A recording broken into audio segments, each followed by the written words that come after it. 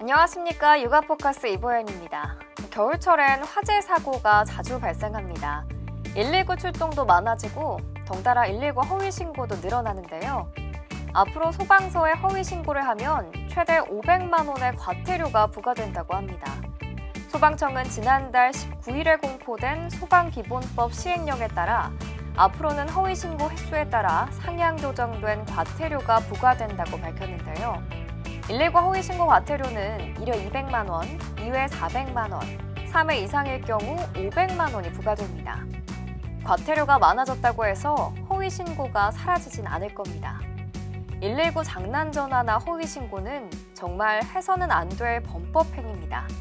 아이들에게도 반드시 교육시켜야겠죠? 2월 8일 월요일 육아 포커스 시작하겠습니다.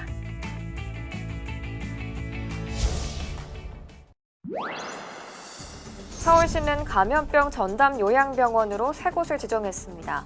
이미 환자를 받기 시작한 곳은 2곳. 기존 환자들은 다른 병원으로의 이동이 불가피합니다. 일부는 다른 병원에 가신 분도 계시고 저희가 송파점이 있기 때문에 송파점으로 일부는 가셨고요. 갑자기 수백 명의 환자가 내쫓길 상황에 처하자 병원에 호소문이 붙기도 합니다. 아직 환자를 받지 않고 있는 한 전담 요양병원은 의료진들의 격렬한 반발이 알려지면서 대응조차 꺼리는 상황. 원장님 지금 바쁘셔가지고요. 나중에 연락드릴게요. 병원 의료진들로선 한 번도 해본 적 없는 코로나 관련 의료 행위를 받아들이기 어려울 수밖에 없습니다. 전담 요양병원 지정 자체가 졸속이고 탁상 행정이었다는 비판이 나옵니다. 요양병원은 사실상 치료 기능은 그닥 없단 말이죠. 시스템적으로 병실도 1인실이고 음압이 되면서 감염병이나 중환자 치료 경험 전문 인력이 있고 탁상 행정이라고 한 얘기가 그래서 그런 거죠. 전담 요양병원 내 의료진이 턱없이 부족할 것이란 지적이 처음부터 제기됐지만 마땅한 대책은 없습니다. 인력 부족 부분에 대해서는 혹시 어떻게 좀 해결을 해야 될까요? 중수본하고 긴밀하게 협조해서 그 부분은 지원할 예정입니다. 전담 요양병원으로 지정된 곳들은 지인 등을 통해 어렵게 간병인을 구하고 있는 것으로 알려졌습니다.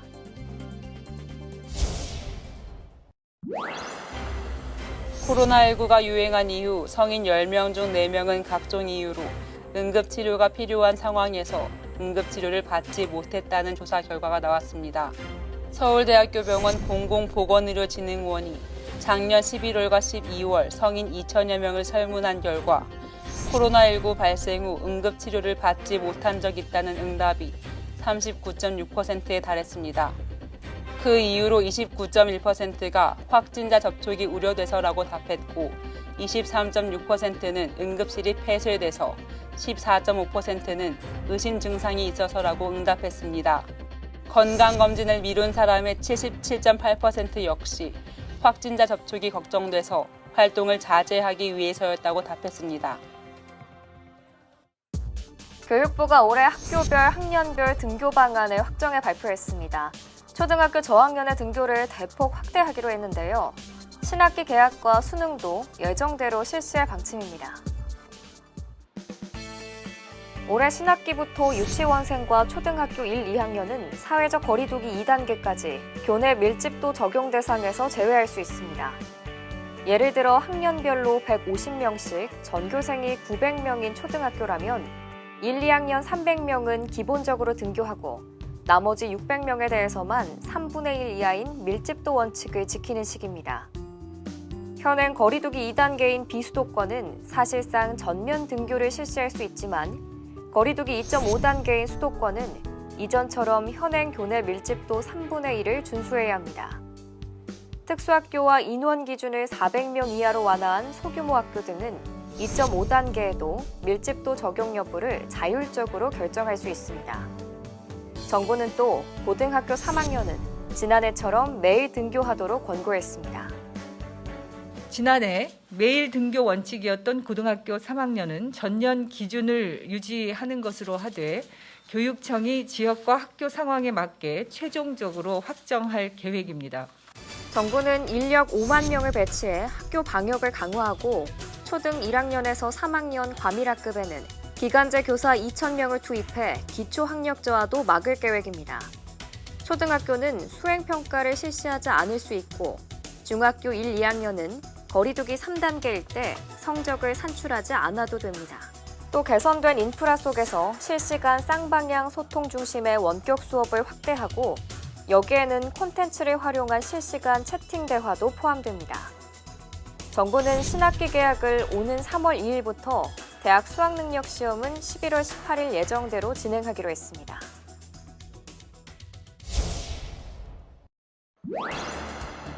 초등 저학년을 중심으로 등교 확대에 방점을 찍은 교육부. 돌봄 공백 속에 마음을 졸여온 학부모들은 일단 숨통이 트일 것으로 보입니다. 그러나 학생들이 다시 학교로 몰리면 교내 감염 가능성이 커지는 것 아니냐는 우려도 동시에 제기됩니다. 이렇다 보니 학부모들 사이에선 온라인 수업을 받을지 등교를 시킬지 선택권을 넓혀달라는 목소리까지 나옵니다. 청와대 국민청원이 잇따라 올라오고 맘카페 등 온라인 커뮤니티에서도 논쟁이 뜨겁습니다. 공간이 확보가 안 된다는 얘기는 좀 들었거든요. 온라인으로 좀 양질의 수업을 받을 수 있는 선택권이 있으면 좋을 것 같고. 교육부는 원칙적으로 등교 선택권은 줄 수 없다는 입장입니다.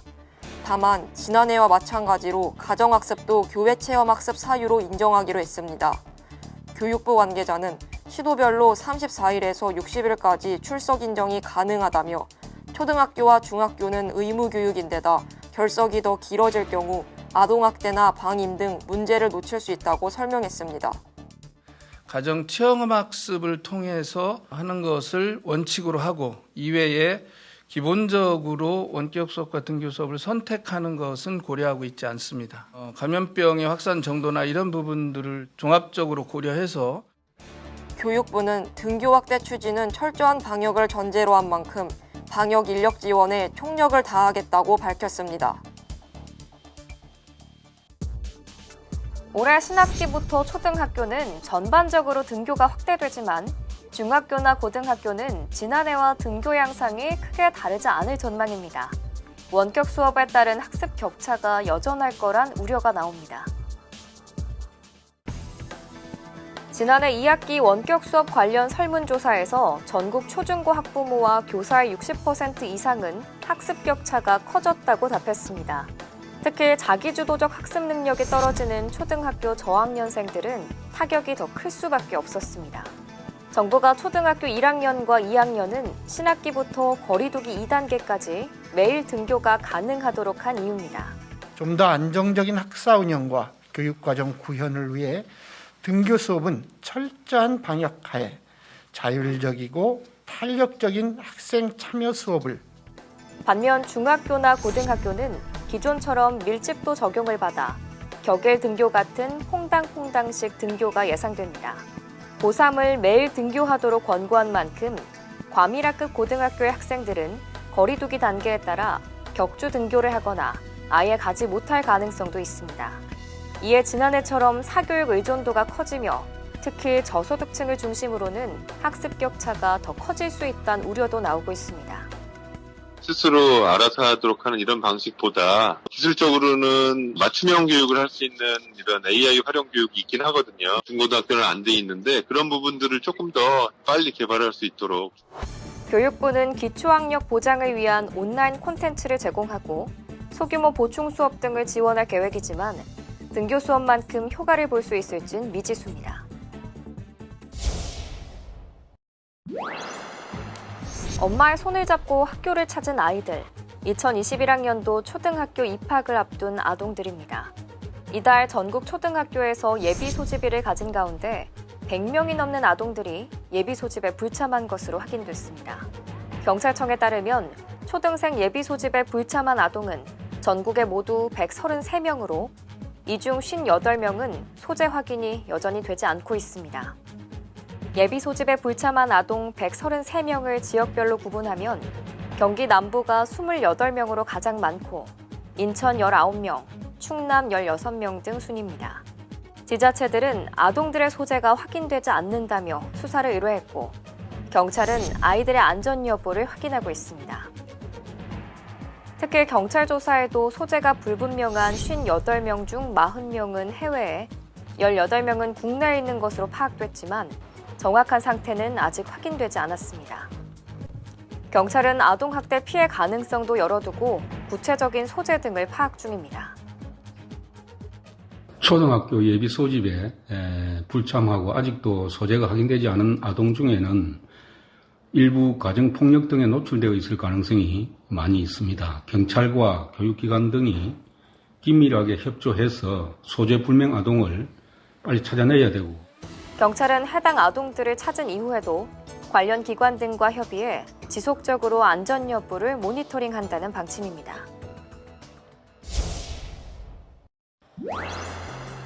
지난 한 해 국내에서 거주지를 옮긴 이동자 수는 773만 5천 명으로 2015년 이후 가장 많았습니다.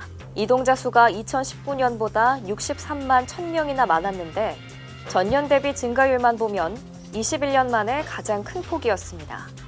인구 이동은 산업화나 고령화가 어느 정도 진척되면 감소하는 경향을 보이며 우리나라도 2000년대 중반 이후 줄곧 감소했는데 지난해의 경우는 이례적이었습니다.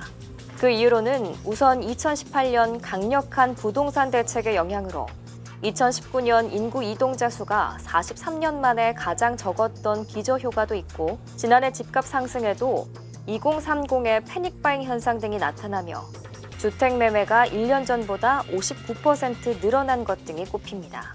크게 증가한 이유는 주로 이제 주택 매매나 전월세 거래 등 주택 사유로 인한 이동이 많이 증가한 데 따른 영향인 것 같습니다. 실제로 지난해 주택 문제로 집을 옮긴다는 이들이 300만 5천 명으로 전체 이동자의 38.8%를 차지하며 가장 많았습니다. 공공기관 지방 이전이 마무리되고 2017년부터 이사를 나간 것보다 들어온 사람이 더 많아진 수도권의 순유입 규모는 8만 8천 명으로 14년 만에 최대치였습니다. 경기는 16만 8천 명이 늘어 순유입이 가장 많은 시도였고 반대로 빠져나간 인구가 가장 많은 곳은 6만 5천 명이 순유출된 서울이었습니다. 서울 전출자 65.4%가 경기로 갔고 경기 전입자의 53.4%가 서울에서 온 것으로 나타나 서울의 집값 상승세에 경기로 보금자리를 옮긴 상황이 반영된 것 아니냐는 분석입니다.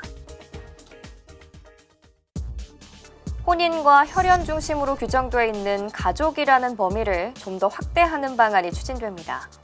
1인 가구 증가 등의 변화에 맞춰 기존의 사회적 통념도 이제는 좀 달라질 필요가 있다는 겁니다. 현행법이 보는 가족의 범위는 어디까지일까? 민법은 배우자와 직계혈족, 형제 자매, 생계를 같이 하는 배우자의 형제 자매 등으로 규정하고 있습니다. 여성가족부 관할법인 건강가정기본법에선 가족을 혼인과 혈연, 입양으로 이루어진 사회의 기본 단위라고 정의합니다. 하지만 1인 가구 증가 등 변화하는 사회 분위기 속에 가족에 대한 인식도 조금은 다양해지는 모습입니다. 지난해 여성가족부 조사에서 혼인과 혈연 관계가 아니어도 생계와 주거를 같이 공유하면 가족이라는 데 동의한다는 응답은 70%에 달했고 통계청 조사에선 약 60%가 비혼 동거에 동의한다고 답하기도 했습니다. 현실 변화에 맞춘 가족 정책의 필요성이 대두되면서 정부가 가족의 범위를 확대하는 방안을 본격 추진합니다. 비혼 동거인이나 위탁가정 돌봄 아동 등 다양한 형태를 가족으로 인정하고 이들이 각종 제도에서 차별받지 않도록 하겠다는 취지입니다. 현행 그 가족 관련해서 어떤 법적 개념이나 정의 이런 것들, 법률은 혈연 중심으로 규정되어 있는데 이런 것들을 확장을 해서 다양한 가족을 포용할 수 있도록 여가부는 이 같은 내용을 골자로 한 4차 건강가정기본계획안을 공청회에서 공개하고 관계부처 협의 등을 거친 뒤 오는 3월 확정된 안을 발표할 예정입니다. 다만 사회적 합의뿐 아니라 각종 관련 정책 예산도 광범위하게 검토해야 하는 만큼 장기적 검토가 불가피하다는 지적도 나옵니다.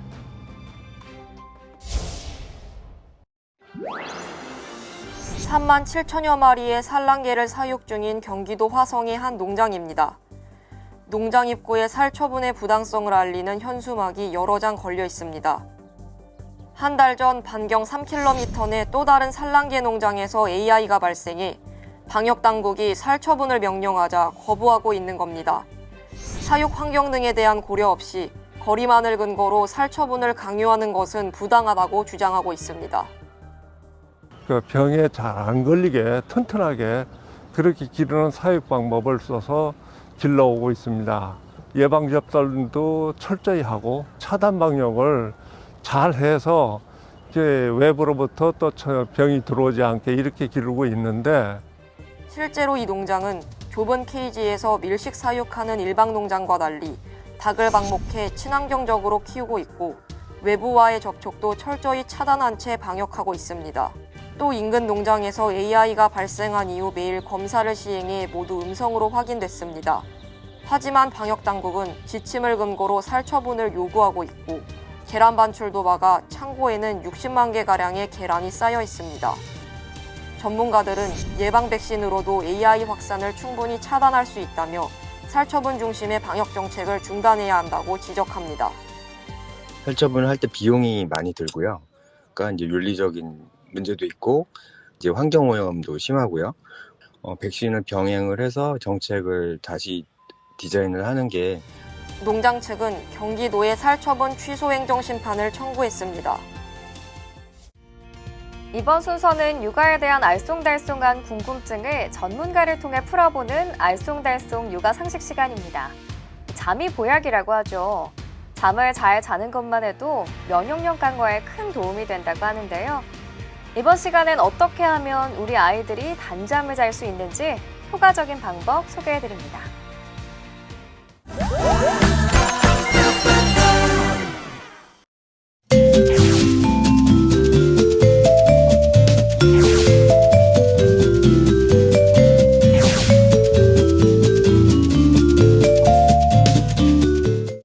잠투정할 때 이렇게 밖에 데리고 나가면은 울음을 그치더라고요. 그래서 밖에 데리고 한 10분, 15분 정도 산책하다가 모유 먹이면은 자요. 아직 모유 수유 중이라 낮에는 젖 물리고 자고요. 그리고 밤에는 밤중 수유는 끊었거든요. 그래서 그냥 이제 잠잘 때 이제 수변 의식처럼 이제 분위기를 이불 깔아주고 불 꺼주고 분위기 만들어준 다음에 자장가 불러주면서 토닥토닥하면 그때는 이제 혼자 뒤척거리다가 잠이 들더라고요. 그래서 지금 밤에 재우는 거는 크게 걱정은 안 되는데 지금 낮에 재우는 방법은 제가 젖을 끄는 다음에 다시 이제 재우는 방법을 제가 모색을 해봐야 될 것 같아요. 방을 커튼을 쳐서 어둡게 한다거나 그다음에 조용한 음악을 틀어놓고요. 그다음에 조금 서늘하게 하면 애가 좀 잠을 잘 자는 것 같더라고요. 그래서 좀 환경을 좀 그렇게 어둡고 좀 시원하게 해주거나 했던 것 같아요.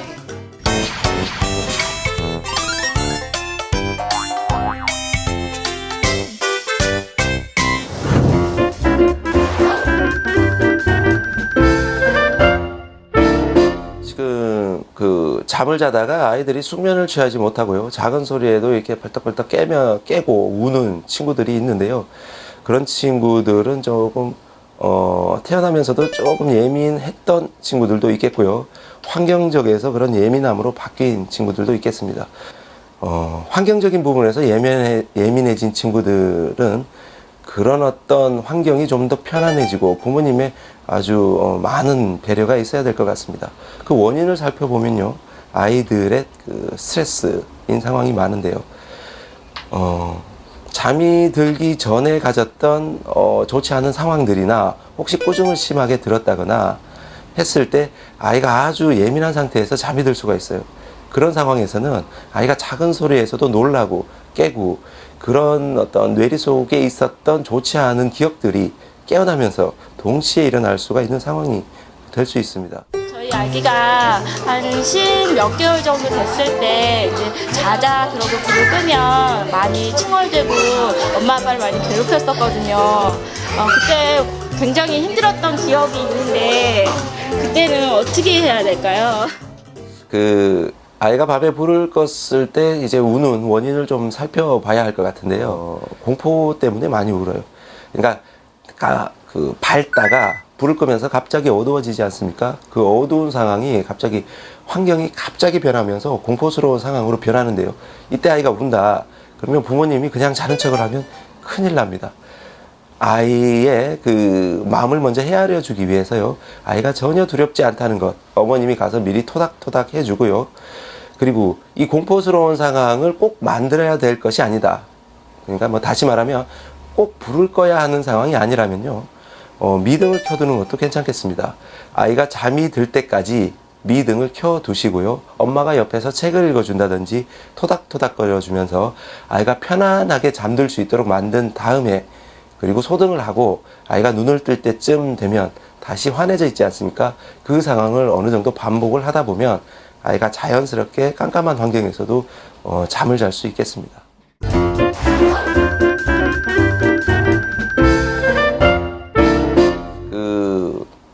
이런 말이 있지 않습니까? 미운 4살, 정말 때리고 싶은 7살. 뭐 이런 말이 있죠. 4살과 7살 정도가 되면 신경 호르몬적으로 아이들이 많은 변화가 일어납니다. 그리고 자아중심적이 되면서 아이들이 자기중심적으로 모든 일을 해결하려고 하고 그러면서 엄마와 부딪히는 일이 많아서 엄마들이 만들어낸 말인데요. 아이들은 잠투정이 없다가도 어느 순간에 가서 투정이 많이 짜증내고 화내는 일들이 생겨날 수 있습니다. 이는 잠이라는 어떤 부분을 정확하게 인지를 하기 시작하면서부터인데요. 내가 무언가를 하고 있는데 잠잘 시간이 되었어요. 그래서 잠이 오죠. 그런데 이 일도 계속 하고 싶고 이 놀이도 계속 하고 싶고 잠도 자야 되는 이 양가 감정 속에서 아이들은 짜증을 내면서 이것을 계속 하려고 해요. 엄마 입장에서는 그거 잠 오는데 왜 그것을 계속 하느냐라고 말은 하겠지만 아이들 입장에서 이걸 마무리를 짓고 싶거든요. 여기에서 이제 좀 시작을 해볼 수 있는데요. 부모님들은 아이들이 일정한 시간에 잠을 자도록 만들어주는 환경, 이것은 아이들의 잠투정을 하지 않고 짜증을 내지 않도록 만드는 방법이 되겠습니다. 아이가 뭐 예를 들면 9시에 잔다, 8시에 잔다 이럴 경우에 새로운 어떤 활동에 들어가지 않고 그 시간이 되면은 활동에 들어가지 않고 기존에 하던 활동들도 그 시간 전쯤에 마무리를 지을 수 있도록 아이한테 미리미리 얘기를 해주는 것이 좋겠습니다. 그러면 아이는 그것을 마무리 짓고 일을 닫고 잠을 자야 된다는 것을 미리 생각을 하고요. 그 활동 스케줄에 따라서 움직일 수 있기 때문이죠.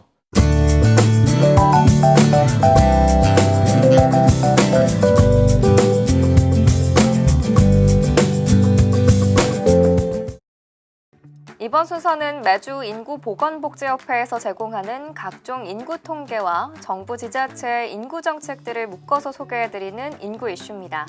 이번 주에 어떤 이슈가 있는지 지금 만나보시죠.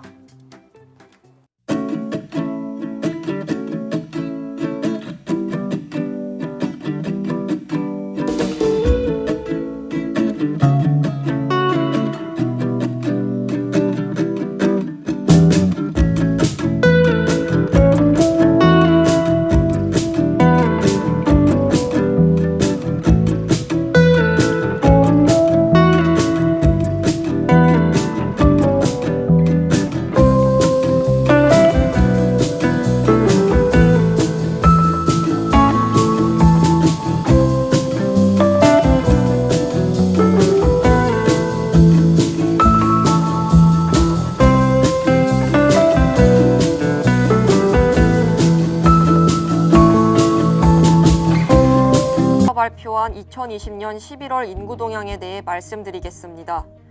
2020년 11월 출생아 수는 2만 85명으로 집계됐으며 전년 동월 대비 15.3% 감소한 것으로 나타났습니다. 사망자 수는 2만 5,669명으로 전년 동월 대비 1% 증가했습니다. 혼인 건수는 18,177건으로 전년 동월 대비 2,311건, 11.3% 감소한 것으로 나타났습니다.